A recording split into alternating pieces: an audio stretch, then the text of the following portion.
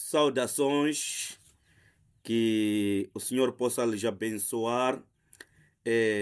Creio que estão abençoados todos que estão aqui e sempre é tão maravilhoso quando vê como Deus opera na vida das pessoas, principalmente os nossos sêniores que trabalham nos mercados e ver como Deus tem operado lá é uma grande bênção. Creio que temos que orar por nossos irmãos que estão batalhando dia após dia, enquanto estão naquele mais aquele canto.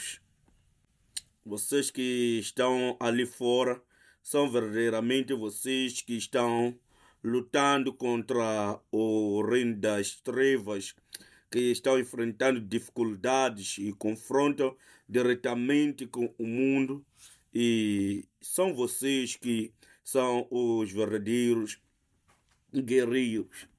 Realmente eu oro que o Senhor possa vos dar forças para guerrear e saírem vitoriosos.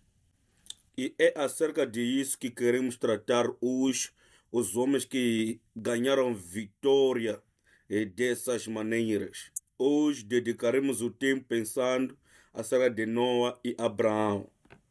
São duas pessoas que são mais ensinadas na Bíblia, acerca dos quais se fala e são famosos no Antigo Testamento.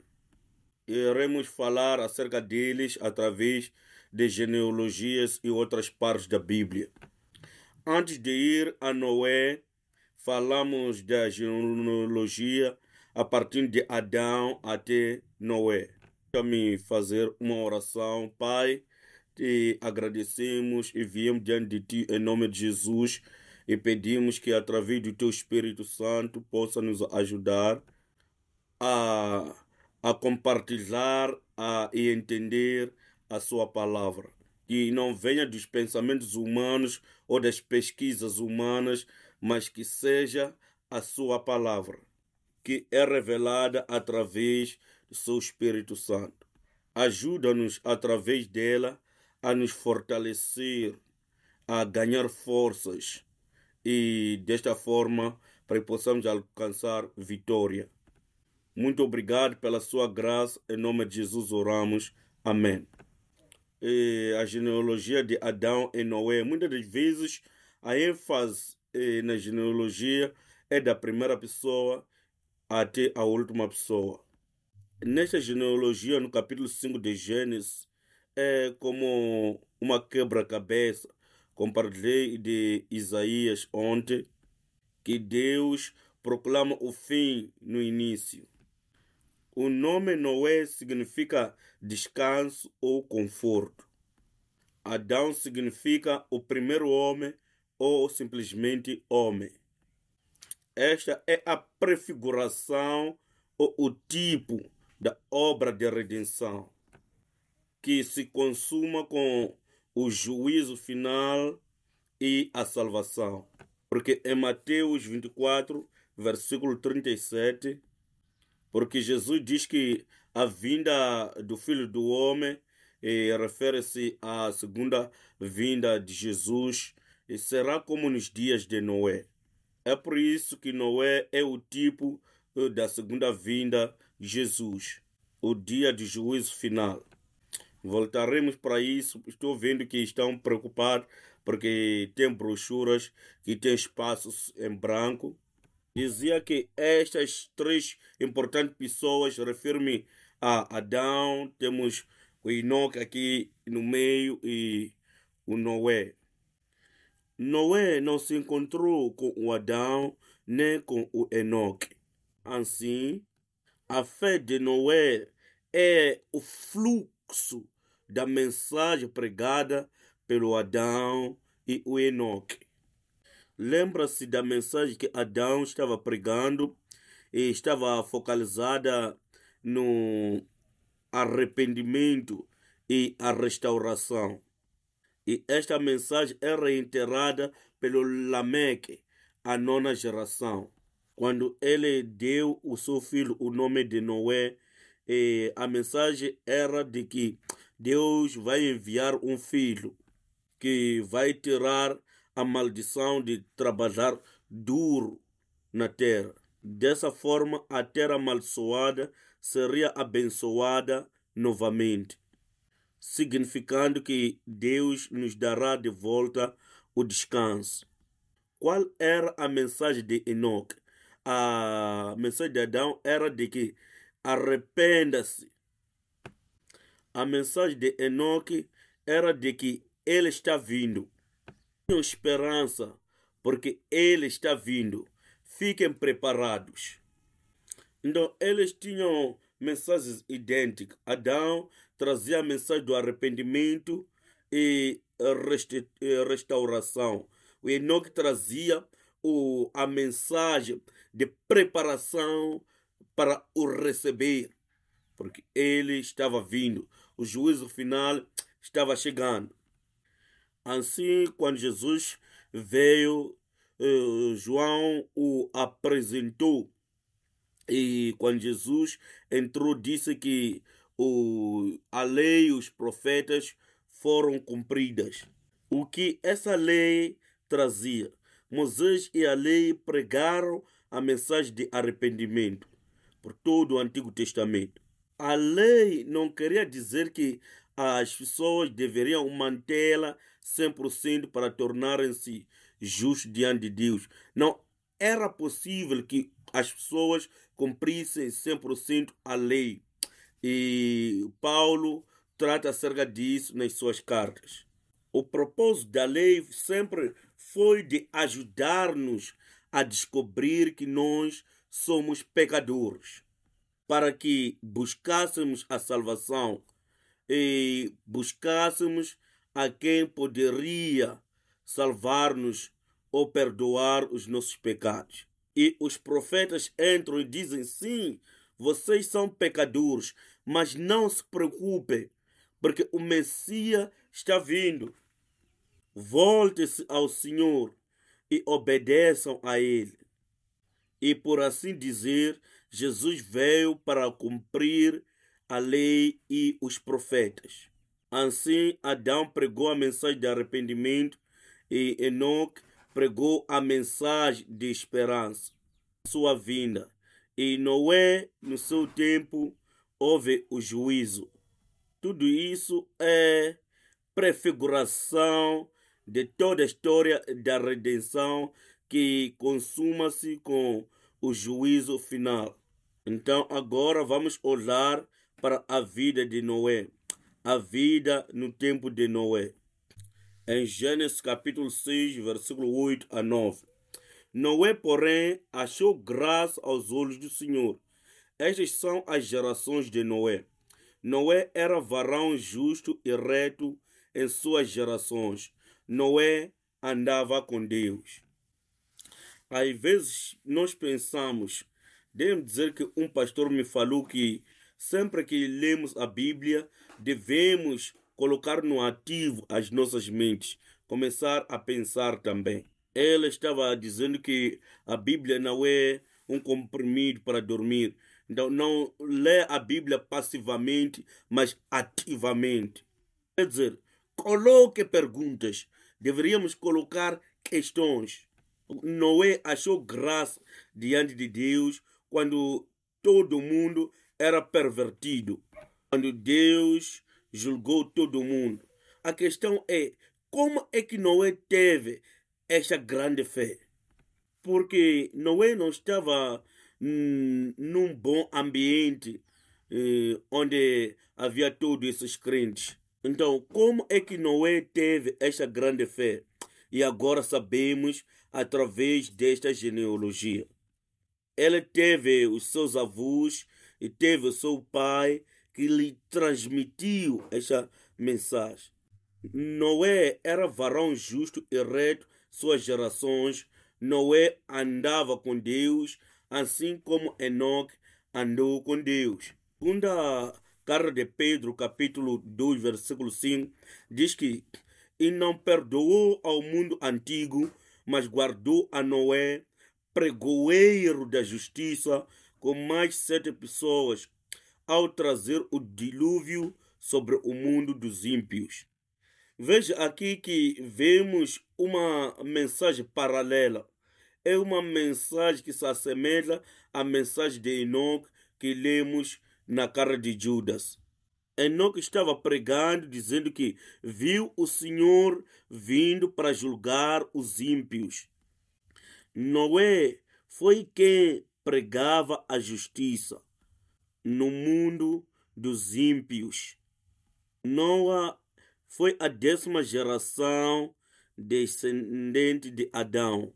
Ele era tido como o justo e no seu tempo, quando Deus viu quão corrupto e mau o mundo tinha se tornado. Noé brilhou diante de Deus pela sua fé. Por isso, Noé tornou-se o Salvador no dilúvio. O nome Noé significa descanso e conforto. E o significado deste nome tinha formas messiânicas.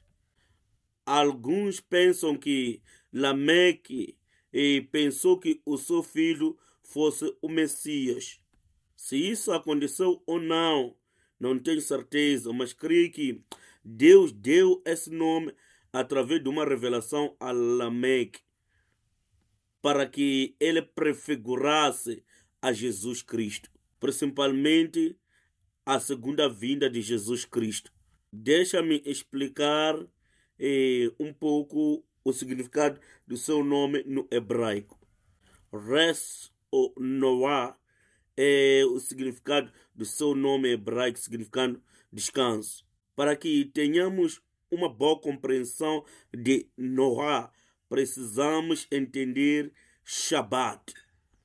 Vocês sabem o que significa Shabat, o sábado. E o conceito de sábado foi instituído em Gênesis capítulo 1. Também no início do capítulo 2, depois de Deus ter criado tudo e o homem, e no 6º dia, ele viu que era muito bom. E em outras partes, repete a palavra que viu que era bom. Qual foi o dia em que ele não disse que era bom? Entre o primeiro até o 6º dia. Porque no 6º dia criou o homem. Foi lá que disse que era muito bom. No 7º dia descansou. Sim, no 2º dia. Aí não encontramos e viu que era bom. Não sei se o tempo vai nos permitir, mas vamos revisar a criação.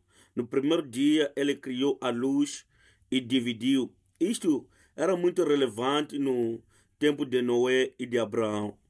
Deus separou, bagai é hebraico. O que quer dizer, ele consagrou. Significa que separou. Deus dividiu a luz e as trevas, dia e noite. Criou espaço e dividiu as águas de cima e as águas de baixo. No 3º dia, ele dividiu. É a primeira vez que estão a ouvir o relato da criação, não é?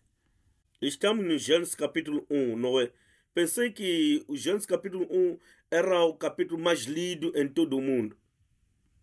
Porque sempre no início do ano estamos lendo Gênesis capítulo 1. No início do ano seguinte também estamos no Gênesis capítulo 1. No 3º dia ele dividiu a terra e o oceano. Nesses 3 dias é como colocar o background das coisas.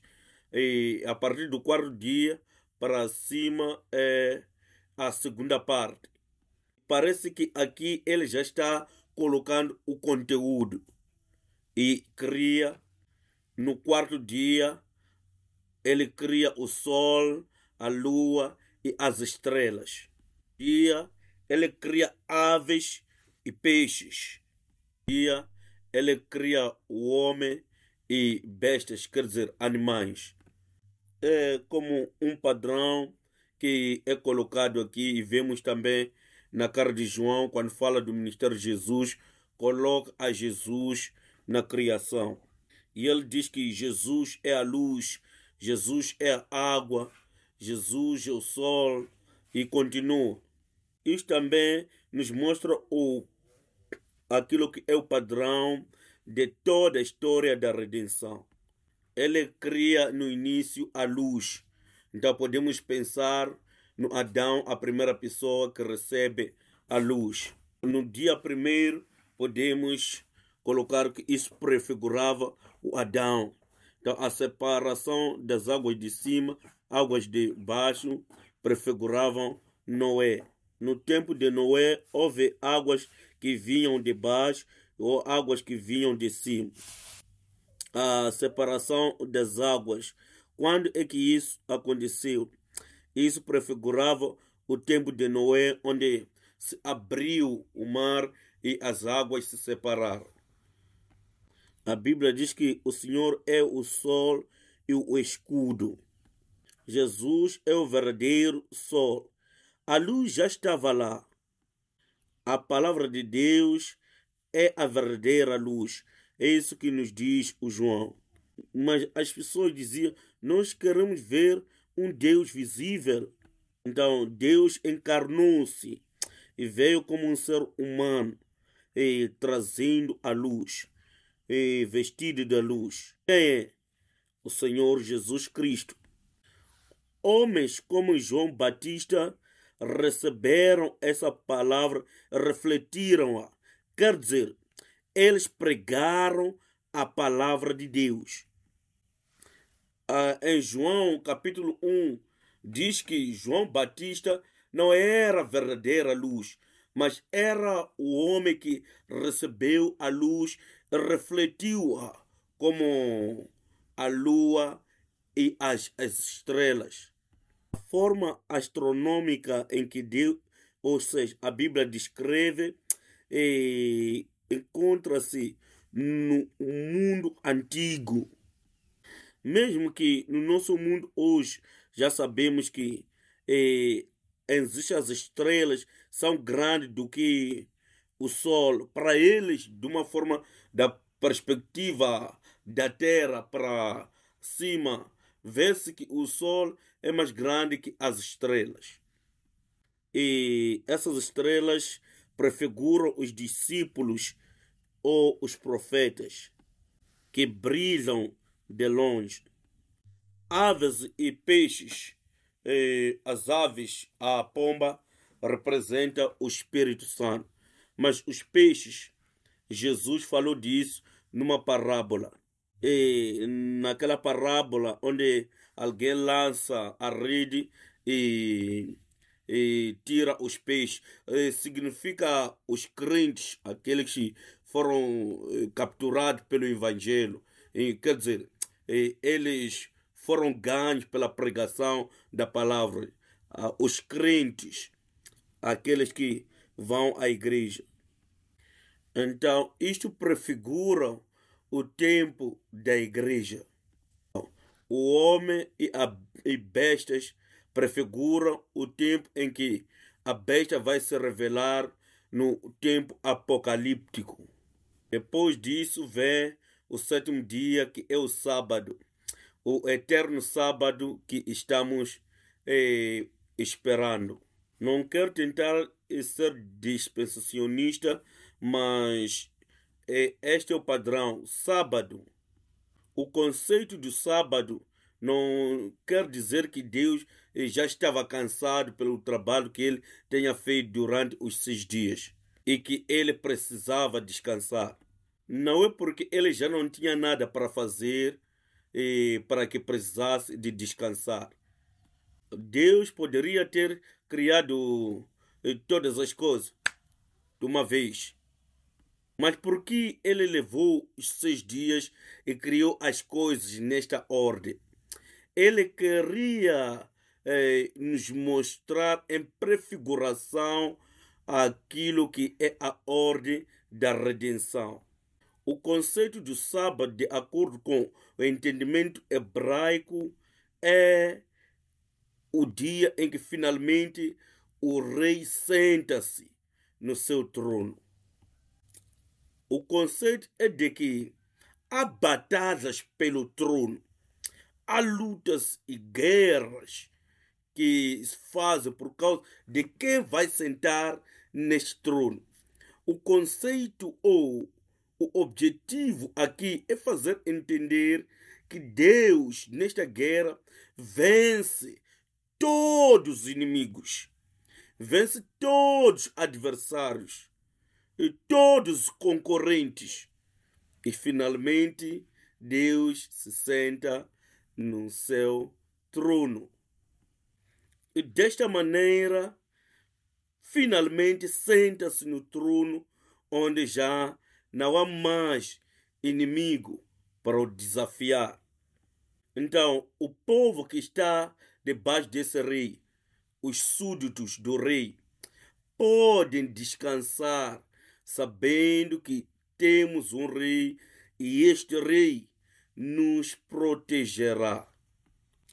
Temos um rei, temos o nosso Deus, um rei benevolente que governa sobre este território e seremos governados pela paz e justiça debaixo do seu reinado. O rei enfrentou todas as batalhas e por fim venceu a todos os inimigos e se senta no seu trono para reinar. É isso que é chamado de Shabbat. Consegue imaginar a segurança que as pessoas que estão debaixo do rei gozam? Agora, a coisa pela qual podemos nos preocupar é a expansão do reino. É isso que Deus estava falando através do sábado, que ele já estava sentado no seu trono e tinha o seu representante regente, que era o Adão. Em outras palavras, ele estava a dizer: você torna-se um mordomo, eu sou o dono, ou torna-se o gerente, eu sou o proprietário, e governa sobre este território. Você é o meu rei regente e governa sobre toda esta criação. A responsabilidade ou a coroação de Adão se encontra em Gênesis capítulo 2, versículo 15, onde Deus diz que deve reinar, deve cultivar, deve cuidar do jardim do Éden. O que significa cultivar? Será que era a descrição de ser um agricultor, um camponês? Era apenas um jardim que precisava de todas as atividades de agricultura. A linguagem do jardim do Éden era de que era um templo. Então, as duas palavras usadas aqui, cultivar em hebraico, é abad. Não, abad não significa apenas cultivar, mas o seu sentido restrito tem a ver com a palavra servir ou adorar. Cuidar é a palavra hebraica chamar. Chamar significa cuidar, ou observar, ou proteger. Também guardar. Vemos essas duas palavras aparecendo mais e mais e às vezes aparecem juntos. Sempre em Levíticos e Números, onde Deus descreve as atividades dos sacerdotes e levitas no templo. Essas são duas palavras que descrevem a responsabilidade de como os sacerdotes e os levitas deveriam adorar a Deus no templo, assim como manter, proteger e guardar as coisas para que se mantenham em ordem lá no templo. Referimos-nos ao tabernáculo.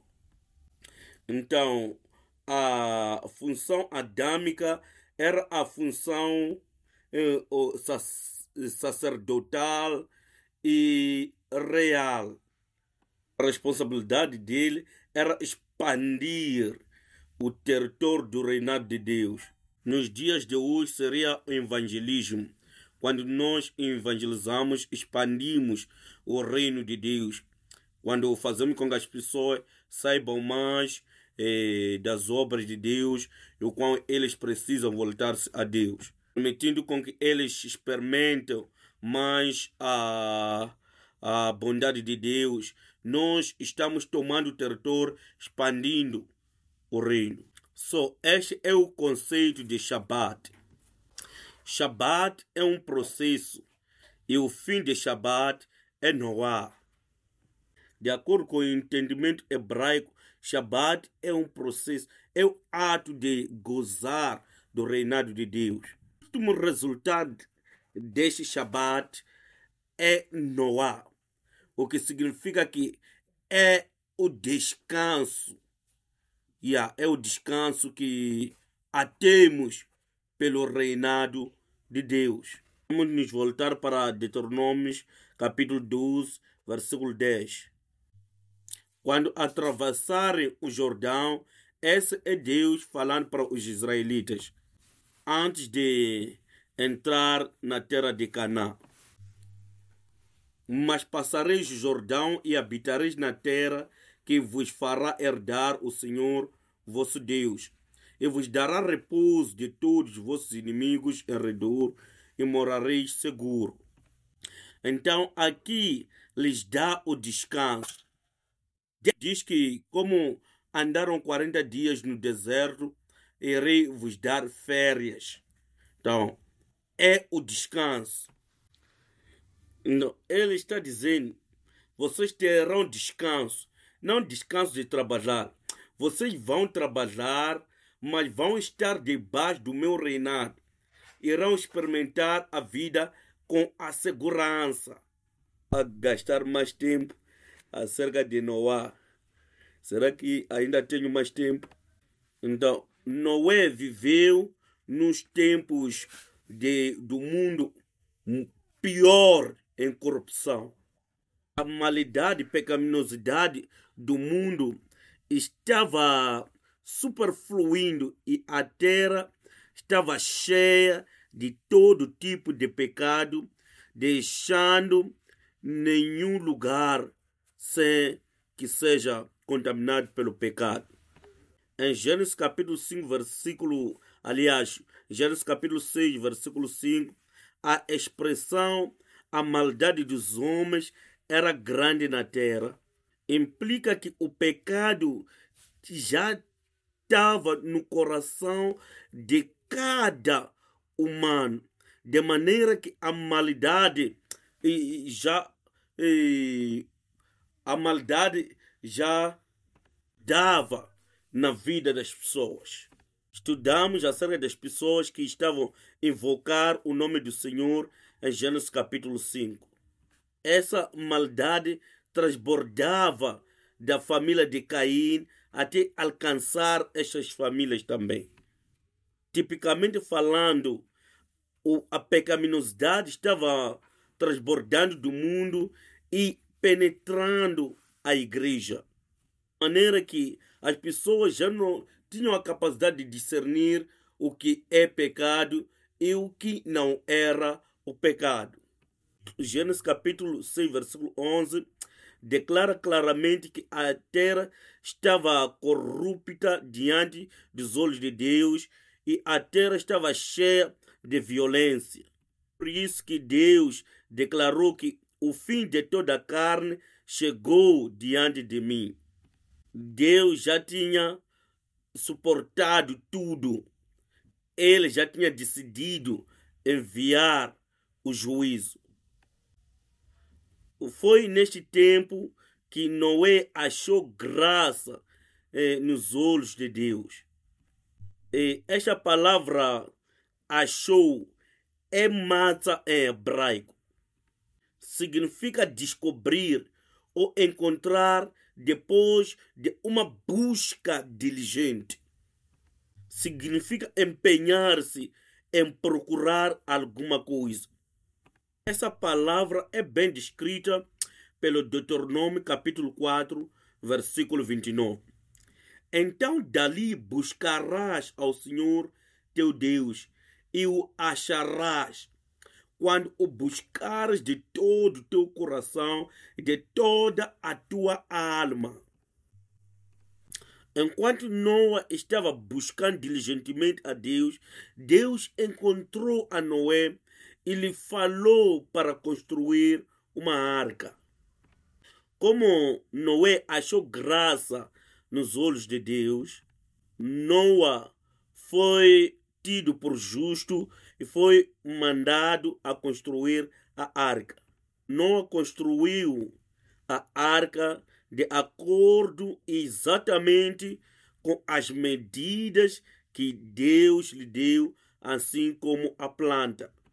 Assim como o jardim do Éden era como um templo, as descrições que Deus deu a Noé são como de um templo. Em Hebreus capítulo 11, versículo 7, as escrituras dizem: pela fé, Noé, divinamente avisado das coisas que ainda não se viam, temeu, e para a salvação de sua família, preparou a arca pela qual condenou o mundo e foi feito herdeiro da justiça, que é segundo a fé. Em temor ou reverência, ele preparou a arca. Não vamos passar por isto. Por quanto tempo realmente Noé levou, ou quanto tempo Noé levou para construir a arca? Precisamos realmente ler as escrituras para entender. E não há problema se você discordar com esta parte, certo?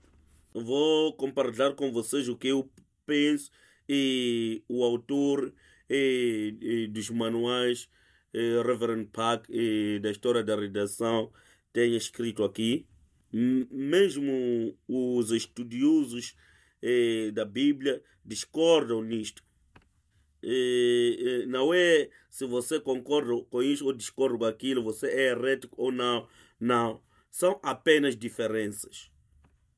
Eu creio que isso é mais bíblico do que aqueles pensamentos convencionais. E talvez já estiver a pensar num certo número. Agora, quanto tempo levou a construção da arca? Quanto tempo levou a construção da arca?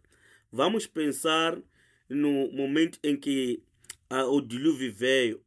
Noé tinha 600 anos. O capítulo 7, versículo 6 e o versículo 11 fala disso. Noé tinha 600 anos quando as cheias inundaram a terra.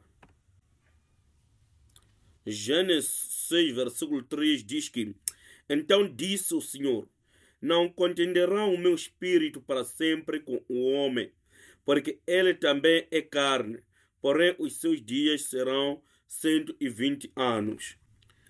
E muita gente usa esse número para dizerem que o tempo da construção da arca foi 120 anos. Este é um dos argumentos principais para defender o quanto tempo Noé levou para construir a arca. Olhando para o contexto daquilo que Deus estava a dizer, é que o meu espírito não habitará para sempre com o homem, porque ele é carne, por isso seus dias serão de 120 anos. Mas aqui não tem nada a ver ao dizer que levaria 120 anos para construir a arca, porque eles estão a presumir que a partir daqui levará 120 anos para vir o juízo, o julgamento. Então, eles presumem que a partir daquele momento Noé começaria a construir a arca até os 120 anos. Daí viria o dilúvio. Noé teve 3 filhos. Foi depois de ele ser pai de 3 filhos que Deus lhe instruiu. E gerou Noé 3 filhos, Sem, Cam e Jafé. Estou a ler em Gênesis capítulo 6, versículo 10, versículo 13 e 14. Versículo 13. Então disse Deus a Noé: o fim de toda a carne é vindo perante a minha face, porque a terra está cheia de violência, e eis que os desfarei com a terra.